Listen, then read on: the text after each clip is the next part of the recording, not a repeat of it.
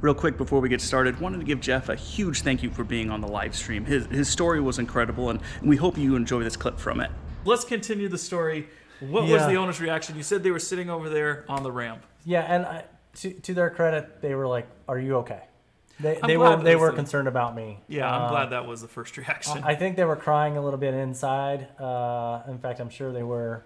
But yeah, they wanted to know if I was okay. And then in the days following, they called me quite often to, one, see if I was doing okay, and two, they wanted to get me back up in the air right away. They said that the best thing to overcome this would be to get back up in the air right away. So they weren't mad about the plane? No, they were very supportive. Absolutely. That's awesome. Yeah. I know that I can imagine someone coming out and just being like furious. You ruined my airplane. Oh, I thought for sure that's what it was going to be, but no, they weren't.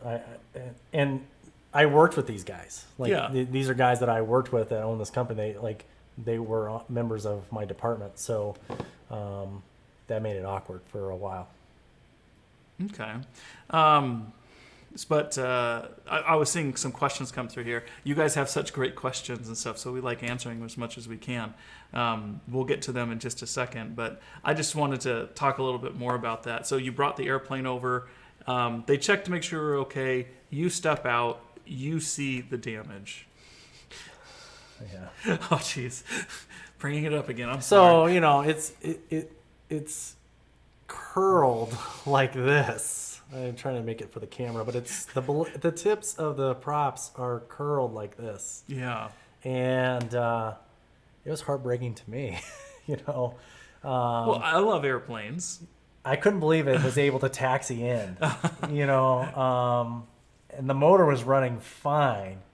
But yeah, the props were, and there was internal damage, as Absolutely. I found out later. But anyone who says I had a prop strike and there's nothing wrong with my engine is lying to you. Right, and it's kind of embarrassing as you're looking behind you, seeing the aviation operations unit do a runway check to make sure that there's no debris or chunks out of the runway. But yeah.